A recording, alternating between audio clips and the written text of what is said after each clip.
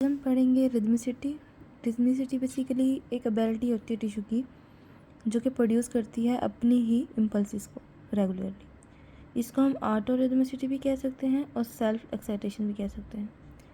जो ये प्रॉपर्टी होती है ये तमाम हार्ट के टिश्यूज़ में प्रेजेंट होती है और इसमें यूँ होता है कि स्पेशलाइज स्ट्रक्चर होते हैं जिसको हम जो कि इम्पल्सिस को मैक्सिमम डिस्चार्ज कर रहा था, जिसको हम पेसमेकर कहते हैं। पेसमेकर बेसिकली वो जगह होती है जहाँ से इम्पल्सिस जनरेट हो रही होती हैं और हार्ट बीट प्रोड्यूस हो रही होती है। पेसमेकर को जो जो जिससे वो फॉर्म होते हैं उसको हम पी सेल्स भी कहते हैं। मैमेलियन हार्ट के अंदर जो होता है तो पेसमेकर जो होता है वो ऐसे नोड को कहा जाता है। इसको लेविस सर थॉमस ने 1918 में नेम दिया था। पेसमेकर ऐसे नोड को पेसमेकर नेम दिया था सर लेविस सर थॉमस ने।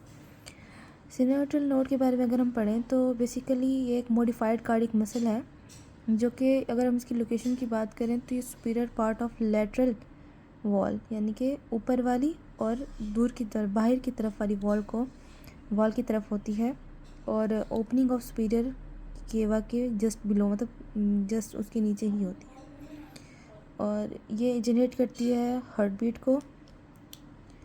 उसके बाद अगर हम इसकी बात करें तो इसके अंदर कंट्रैक्टाइल एलिमेंट्स नहीं होते क्योंकि इसका मेन पर्पज़ ही इम्पल्सिस जनरेट करना है।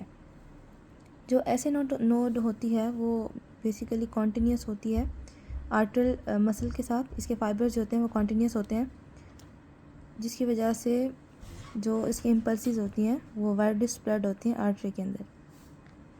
जो दूसरे पार्ट ऑफ हार्ट होते हैं लाइक आर्टरवेंट्रिकुलर नोड जिसमें आर्टरवेंट्रिकल्स आते हैं, खुद अपनी इम्पल्सिस जनरेट कर रहे होते हैं और उन एज अ पेसमेकर फंक्शन भी कर रहे होते हैं, लेकिन फिर भी ऐसे नोड को ही पेसमेकर कहा जाता है क्योंकि इसकी इम्पल्स बनाने की जो कैपेसिटी होती है, जो प्रोडक्शन होती है, वो उनकी निस्बत ज़्यादा होती है।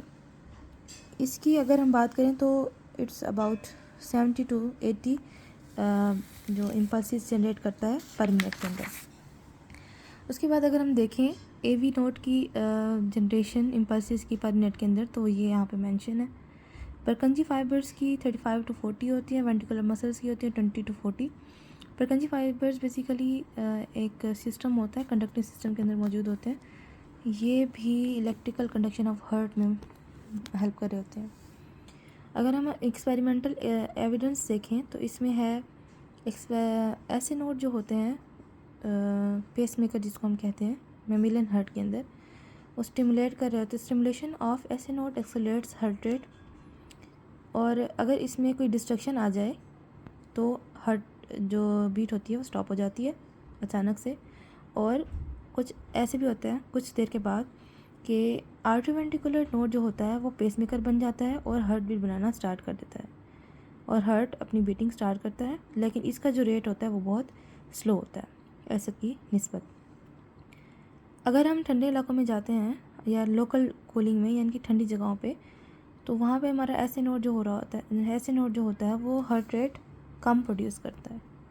जबकि लोकल वार्मिंग यानी कि अगर हम गर्म जगहों पे जाएं, गर्म जगह हो, तो वहाँ पे जो हमारा ऐसे नोड होता है वो हार्ट रेट ज़्यादा प्रोड्यूस कर रहा होता है।